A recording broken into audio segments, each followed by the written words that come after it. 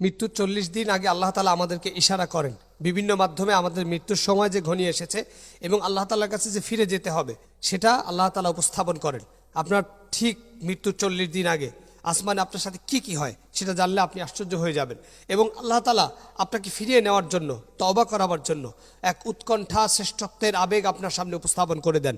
কিন্তু অধিকাংশ মানুষ, অর্থাৎ প্রায় জরিপে বলা আছে 90% মানুষ এটাকে ডিপ্রেশন বা মনের ভুল মনে করে। কিন্তু বাস্তবতা হচ্ছে এটাই হচ্ছে আল্লাহর পক্ষ থেকে আপনার জন্য মার্সি কল, অর্থাৎ আল্লাহ যে আপনাকে নিয়ে যাবেন, যাওয়ার আগে আপনি যেন তওবা তাহলিল শ্রেষ্ঠত্ব করে আপনি আপনার রবের কাছে ফিরে যেতে পারেন। কিন্তু অধিকাংশ মানুষ এই সিগন্যালটা বুঝতে না পারার কারণে আমরা পথভ্রষ্ট হয়ে ইন্তেকাল করছি।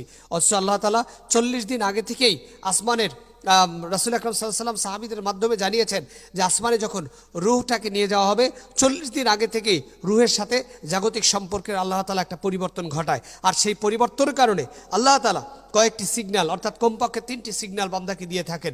1 নম্বর সিগন্যাল হলো দুনিয়ার স্বাদ আল্লাহ তাআলা হঠাৎ করে ফিকে করে ফেলেন।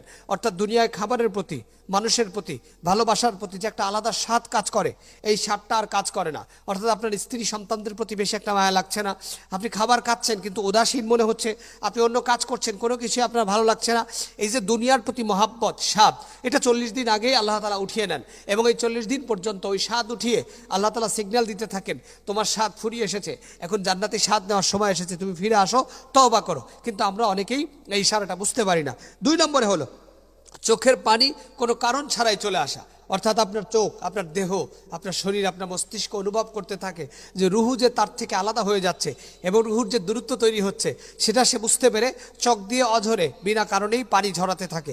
এবং তখন আমাদের যারা দায়িত্বশীল বা আমরা যারা মানুষ, আমরা তখন ভাবি এটা মনে হয় স্বাভাবিক একটা রোগ, অনেকেরই তো চোখ দিয়ে পানি পড়ে। কিন্তু না, এটি আপনার রবের পক্ষ থেকে আরও একটি মার্সি কল, অর্থাৎ আল্লাহ তাআলা আপনাকে ক্ষমা করার জন্য, আপনাকে মাফ করে দেওয়ার জন্য এই সিগন্যালটা বা এই ইশারাটা আল্লাহ তাআলা আপনাকে দিচ্ছেন। সর্বশেষ আল্লাহ তাআলা আপনাকে 3 নম্বরে ফিরে আসার তীব্র ইচ্ছা জাগ্রত করে দেন। অর্থাৎ আপনার কোনো কিছুই ভালো লাগছে না, আপনার কাছে মনে হয় যে আমি যদি এখন আত্মসমর্পণ করতে পারতাম, আমি যদি মসজিদে গিয়ে একটু সেজদায় লুটিয়ে পড়ে রবের কাছে কান্না করে বলতে পারতাম, যদি আমার পিতামাতা আজকে বেঁচে থাকতো, আমি যদি তাদের পা ধরে কান্না করে ক্ষমা চাইতে পারতাম, যে ভাইয়ের হক আমি নষ্ট করেছি সে ভাইয়ের কাছে যদি আমি আত্মসমর্পণ করতে পারতাম, আত্মীয়দের সাথে যদি আমি সুসম্পর্ক রাখতে পারতাম, আমি যাদেরকে ঠকিয়েছি তাদের এই ঠকানোর বিষয়টা যদি আমি ফেরত দিতে পারতাম, এমন একটা ফিরে আসার তীব্র ইচ্ছা তার মধ্যে কাজ করে।